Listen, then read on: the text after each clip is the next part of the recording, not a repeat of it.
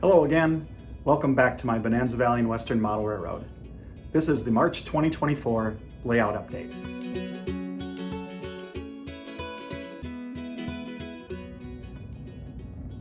So this past month, I completed a number of projects on the layout. The first of which was the Just Plugs lighting system lights from Woodland Scenics. I was able to install 3 of them around the Freeman Energy facility. Really nice product, very easy to use, very easy to install.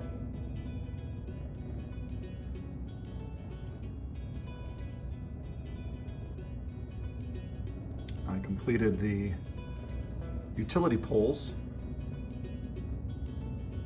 Again, another Woodland Scenics product.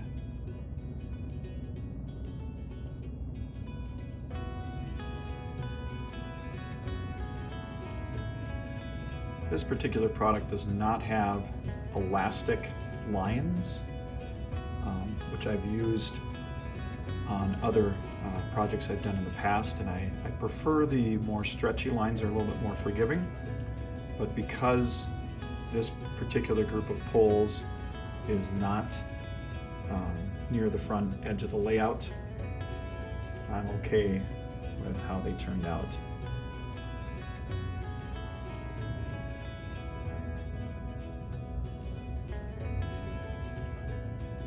I completed this auxiliary paved road. I completed the installation of it, I should say. It's not totally been weathered yet. I have yet to apply some weathering powders. But I did utilize that grout product that I showed you on a previous video and got that laid down. And that is the road that leads to the ethanol plant.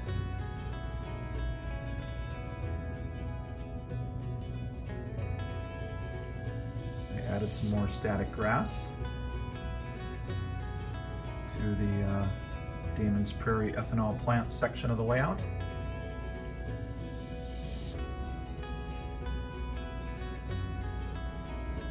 I purchased a Walthers fueling platform kit, which will go along the back here near the backdrop, but I have not built that yet. I acquired this Red River Valley and Western locomotive on eBay, another Jeep 38 for the fleet, and the third and final sister layout. Twin Cities and Western, Red River Valley Western, and my freelance Bonanza Valley Western.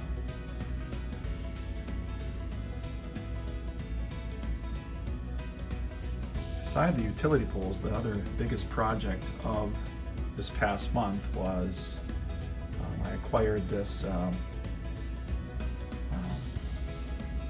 fuel tank for the ethanol plant. I'm still in the process of building this kit, so I've got a lot of work to do on it. But behind the kit is where I spent a lot of effort one night, or a couple nights, blending in the scenery that leads through the hole in the wall that goes back into the staging area. That was a fun little project. There's probably 6 or 7 trees in there that are super trees from Scenic Express, and I just love that product. I've been using it for a number of years now. Again, added some more landscaping materials, static grass and such, to the front edge of the layout.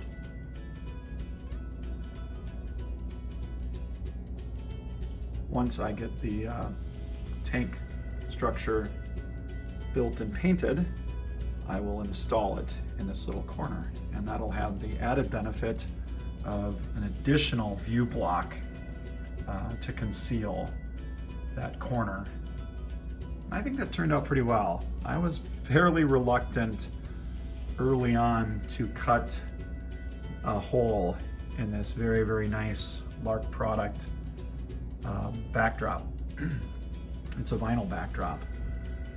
And I was very worried that getting it blended in would look kind of hokey, but where the background trees were in conjunction with the foreground trees, the Scenic Express product, I'm pretty happy how that turned out. And I did sneak a little, it's a soup parts kit.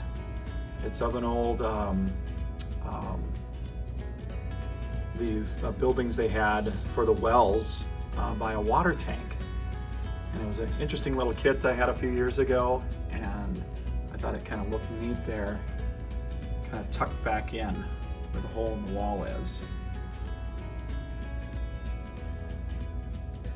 There will be some more utility poles going up along this scene along the right-of-way that leads back into staging.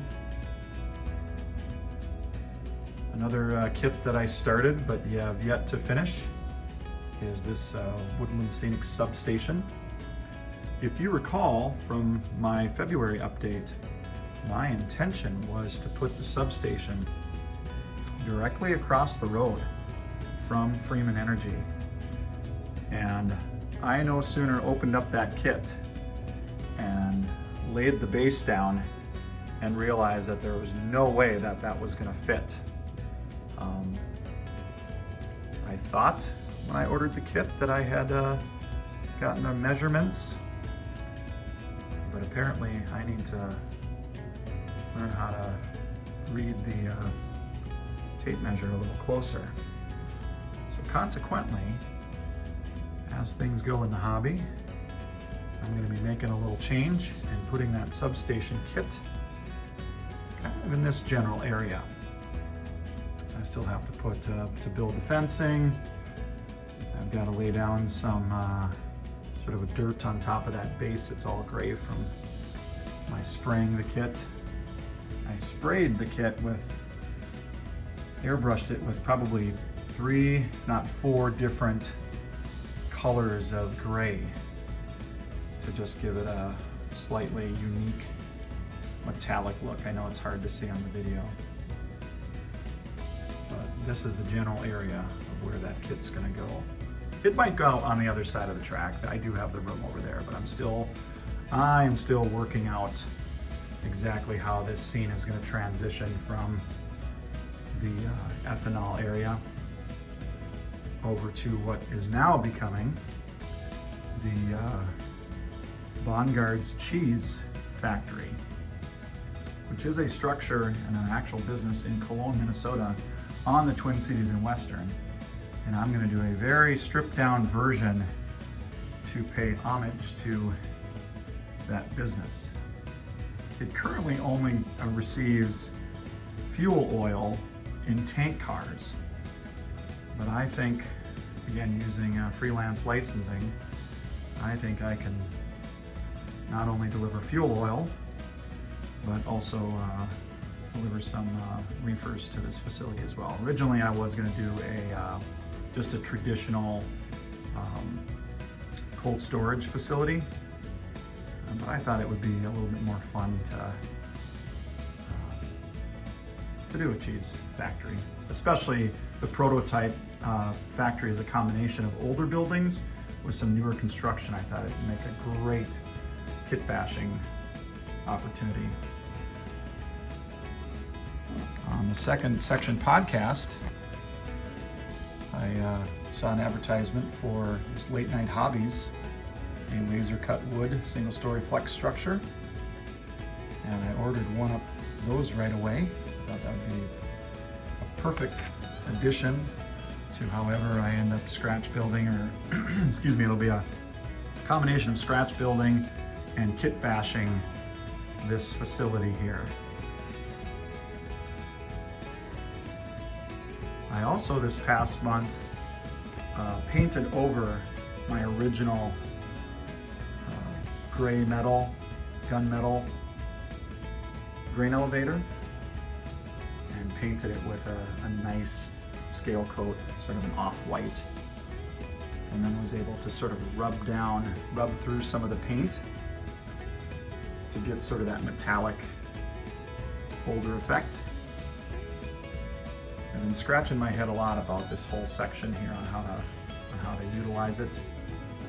Still working out the details, but that's down the road a little bit. But I did, again, lay it out so I could start visualizing it. Kind of decided that that's where that grain elevator should go. It will not have an active track leading up to it. I want to show the contrast between sort of modern ag at the ethanol plant and these old grain elevators that are still in these small town rural areas that have sort of weed covered right of way that is no longer used. So I want to show that contrast. I also use that same grout product to create the road.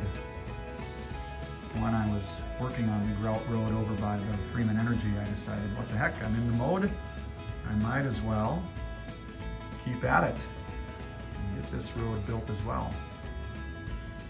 But again, not complete. It needs to be sanded a little bit more, and then I will apply the same texturing techniques with weathered powders and paints and markers, panel line ink that I used to create this highway crossing as well. One of the last remaining projects on this section of the railroad is the cantilevered crossing gates. I decided early on not to do automatic triggers beneath the ties, and I saw a YouTube video about a gentleman who created a single pole toggle switch to turn it off and on. I didn't feel it was necessary for the style of railroad that I'm running, and usually a solo operator, to constantly have that going off every time a train passes over it. So I'm leaving it up to just a quick switch to flip if I want that effect turned on and off.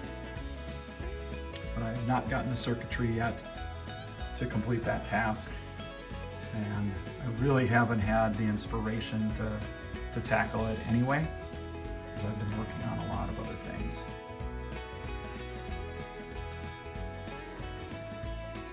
And if it weren't hard enough to get stuff done, the weather here in Minnesota has been absolutely extraordinary. So I've spent a lot more time in the last number of weeks outside than in my basement working on projects. And that's just the way it goes. Thanks for watching my March layout update. If you like what you saw, hit that like button. And if you haven't already done so, please subscribe. I really appreciate it, and I welcome all comments. Until next time, happy model railroading.